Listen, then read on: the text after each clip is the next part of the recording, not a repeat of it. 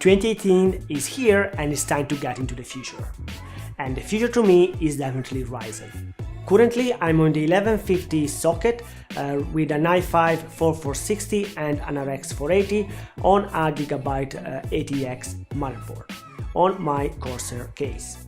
The second build featured in this video is a damaged ASRock Z97M, which I recycled with a Pentium anniversary build.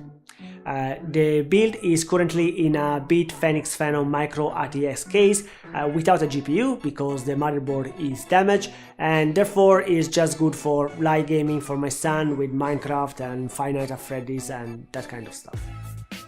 I was toying for a while with the idea of taking a 1 pair PCIe to 16 pair PCIe riser, which are now very easy to find thanks to the mining crazing and the need of putting multiple GPUs on single motherboards. However, between the weak Pentium anniversary CPU and the limited bandwidth of the 1 pair PCIe, I thought I had a better idea. I've ordered a Fractal Design Define S case so that I can move my existing i5 build and move it into there together with a 1050 Ti. That is going to be much more than my son needs currently for Minecraft and Five Nights at Freddy's, but will be great then to help him explore more games, and also will be good for me to have a more powerful computer next to the television. For my main build then, I settled on a Ryzen 5 1600. And why I choose AMD? Well, mainly because AMD made a huge investment now with the Zen architecture and the new M4 socket, so I'm fairly sure they are going to stay on this platform for a while and is much more future-proof. Intel got highly confusing trying to reply to the unexpected good Ryzen's CPU introduced by AMD, and at the moment they are also facing issues, a security issue on their chip, which eventually may incur in degraded performance on PC, which will have software patches to remedy on the security patch. So I felt that AMD is a safer bet for 2018 and beyond. I have invested in a solid option for the motherboard with the Asus ROG X370 and good and sexy RAM from Corsair, 16GB of DDR4.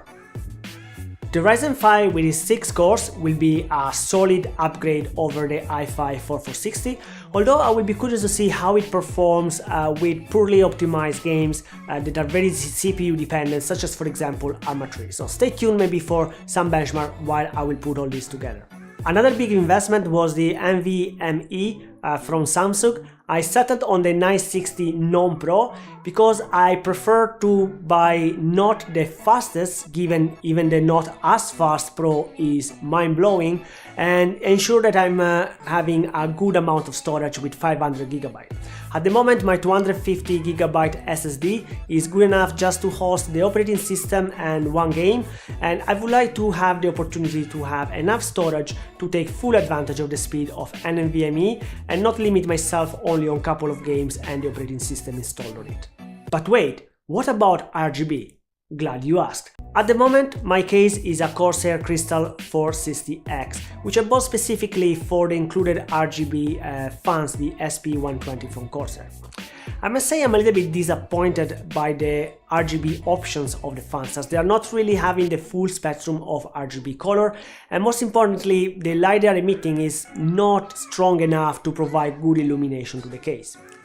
That can be easily fixed with this Akaza LED strip. And why I invested in a more expensive option rather than just settle on a €5 one from Alibaba? Well, the Akaza one are very high quality with magnetics attachments, so will be easy to attach to the case. It's coming as well with extra pins, so will be easy to extend the strip, although I believe that one will be enough for me. It's even coming with adapter to Molex, although in that case you will only have blue light from the strip. But that's not a problem for me because I have the Asus motherboard, and that's why I invested in the Akaza strip, because it's fully compatible with Aura Sync, so I will be able to fully customize my LED lighting from within the software. The Corsair memory, oh boys, those are the best sticks I held in my hands. Keep it clean. It's coming with cool RGB lighting and very nice finish with full metal heatsink, nice painted black, and the top of the heatsink as well can be removed, which may help if you have some clearing issues. But talking of clearing issues, I won't have any because, as I said, I'm going to keep the standard cooler from Ryzen 5. Now the cooler is much better than the crappy one included by Intel. It's quite thick, it's coming with a pre-applied thermal paste, and it's going to be a good option as I don't think to overclock greatly the Ryzen 5. I will apply that mild overclock, but I'm not going to go too crazy with it. I will eventually think about a custom cooler when an upgrade to the CPU will come, and eventually a more heavy overclock. Soon I will receive my motherboard and as well some custom sleeve cable from Shockmods with the black and orange theme, because I want to rename my build to Ben Solo and represent the struggle between the Empire and the Resistance.